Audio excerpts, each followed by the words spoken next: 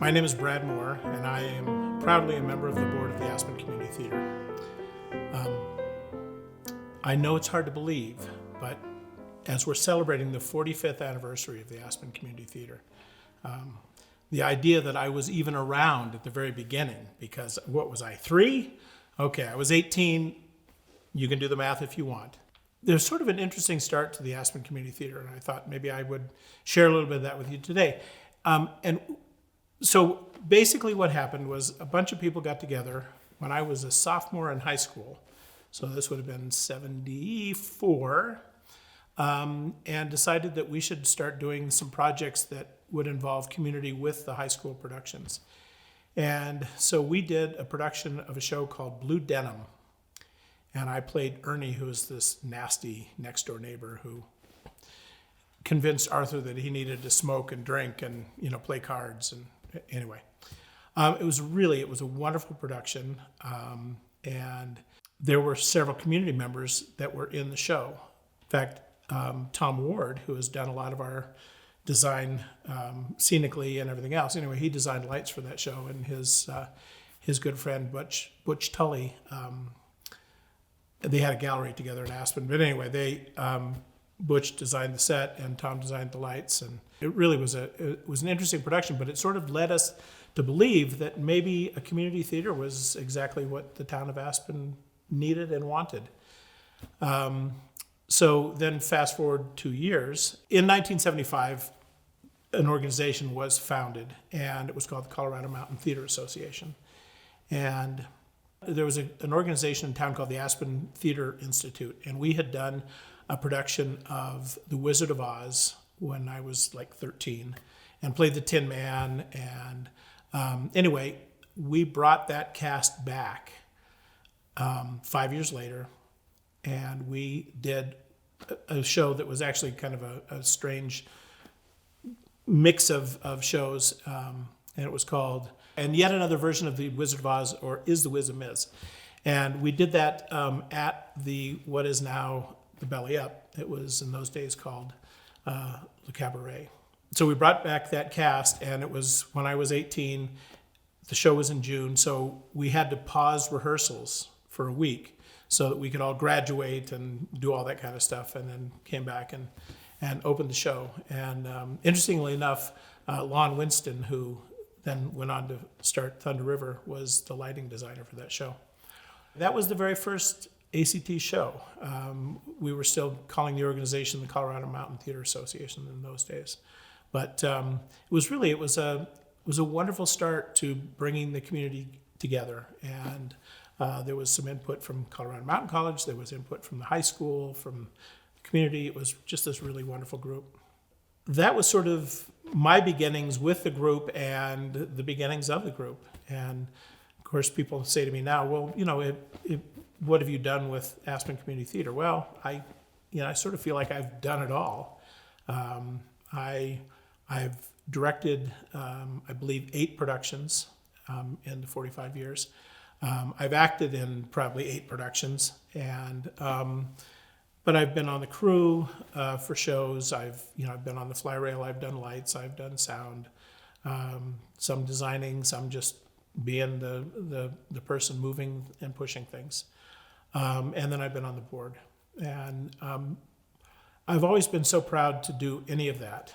I think one of the things that is really the true hallmark of the Aspen Community Theatre is that it is community theater, but it's amazing community theater. I mean, the quality of the shows, the commitment, the passion that people put into the shows has always been just so amazing. For many, many years, we did a couple of shows a year. We would do a musical in the fall, and we would do some sort of a comedy or drama in the spring.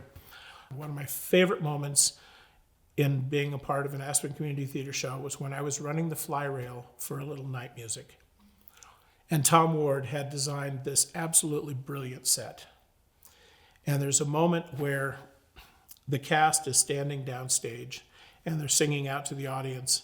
And as they slowly move back, a table flies in, and it's a table set for 18, and it just slowly flies in front of them, and they come and they gather around the table, and I got to fly that table in, and that's one of the most memorable moments for me.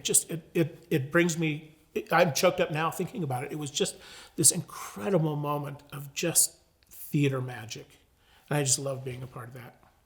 Another really favorite story, and I'm telling a little bit of a bad Brad story here. I was directing a production of Annie, and we had cast the show, and we were in rehearsals, and I had assigned an understudy for the role of Annie, and we were partway into rehearsals, and Mida Carini, who was playing Annie, we were doing Hard Knock Life, and we had metal buckets, and she knelt down on one of the buckets on the bottom. There's a metal rim around, and just destroyed her knee and had to step out of the show. And Rachel Levy was the understudy for the show. And she rehearsed for a couple of days, and I wasn't convinced that she could do it. She was struggling a little bit musically. She was nervous, I'm sure. And I wasn't convinced that she could carry that role. And so I decided that we needed to hold auditions again and make sure that we had the best Annie in place.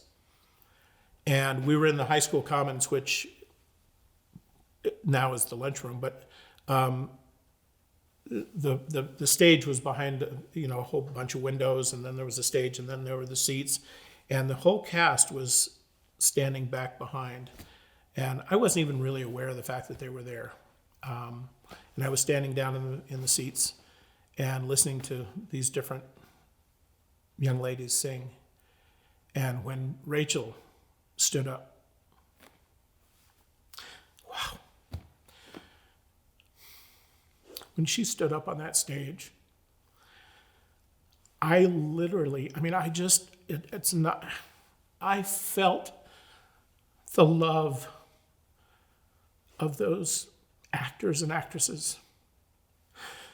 It flowed through me, and it went up to Rachel, and she felt it, and she came alive. It was the most incredible moment, and she was brilliant in the role. She was brilliant in the role. And as much as I feel horrible about not believing in her at the beginning, I really think that test and the faith that the cast put in her brought her to that whole new level. So that will always be a huge, huge favorite memory for me.